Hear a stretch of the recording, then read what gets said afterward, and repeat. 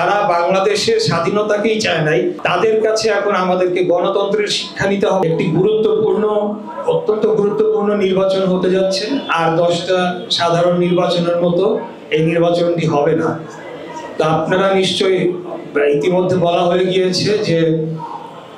বাংলাদেশ জাতীয়তাবাদী দল বিএনপির প্রাথমিক মনোনয়ন যে তালিকা, সেই তালিকায় ঢাকা 6 আসন, সূত্রাপুর কোতোয়ালি, গ্রেটার সূত্রাপুর কোতোয়ালি পুরনো আসনটি, সেখানে আমাকে ধানের শীষের প্রার্থী হিসেবে প্রাথমিকভাবে বাছাই করা হয়েছে। আমি আপনাদের মাধ্যমে যে আমাদের ধানের শীষের প্রার্থী কে হলো সেটি বড় বিষয় নয়, যাকেই চূড়ান্তভাবে মনোনয়ন দেওয়া হবে তার পক্ষে আমরা দেশব্যাপী সকলেই আমরা আমাদের যার যার নিজস্ব জায়গা থেকে কাজ করে যাব ইনশাআল্লাহ, এবং ধানের শীষের প্রার্থীদের বিজয়ী করার জন্য আমরা প্রচারণা সহ আমাদের সকল রাজনৈতিক কর্মকাণ্ড করে যাব।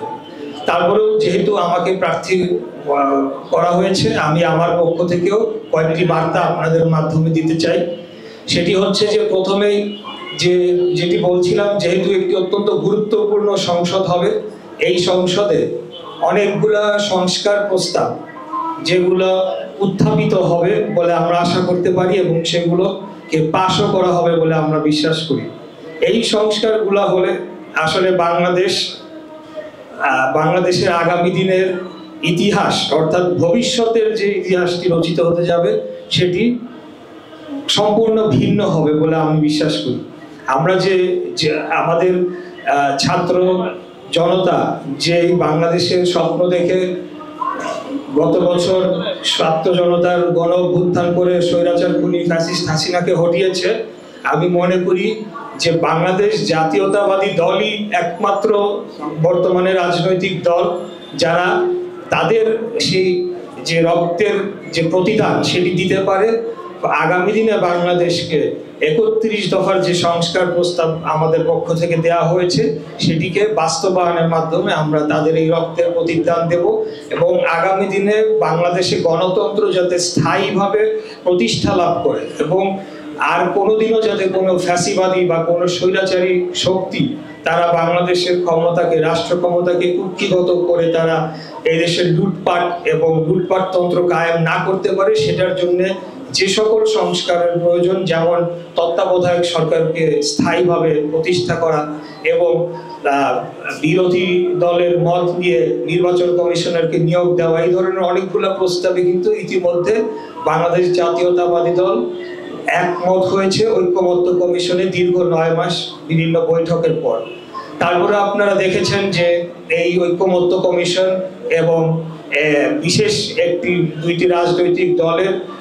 নিত্য নতুন দাবি দেওয়ার মাধ্যমে তারা বাংলাদেশকে যে স্থিতিশীল হওয়ার যে প্রক্রিয়ায় আমরা নিয়ে যেতে চাচ্ছি, সেখান থেকে বিচ্যুত করে শুধুমাত্র তাদের ব্যক্তিগত কিছু ফায়দা, এবং তারা আমাদের সাথে বা নেগোশিয়েট করতে এসে যাতে কিছু তারা ফায়দা নিতে পারে, সেটার জন্য তারা বারবার জাতীয় নির্বাচনকে বাধাগ্রস্ত করার জন্য নিত্য নতুন তারা দাবি তুলছে এবং তারা কর্মসূচিও ঘোষণা করছে। তা আমি বলবো যে যারা বাংলাদেশের স্বাধীনতাকেই চায় নাই, বাংলাদেশকেই চায় নাই, তাদের কাছে এখন আমাদেরকে গণতন্ত্রের শিক্ষা নিতে হবে না, বাংলাদেশের স্বাধীনতা সার্বভৌমত্ব কিভাবে রক্ষা করতে হবে, জনগণের অধিকারের জন্য কিভাবে 17 বছর লড়াই করতে হবে, সেগুলো আমরা পার করেই এসেছি। সেই 17 বছরে কিন্তু আমরা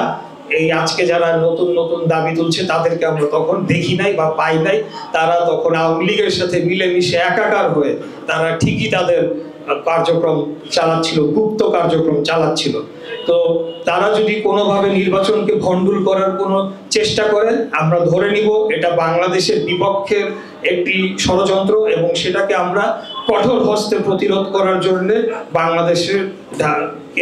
রক্ষা করার জন্য ঢাকা শহরের জনগণকে নিয়ে যা যা করার প্রয়োজন সেগুলো সবকিছু আমরা করবো ইনশাআল্লাহ।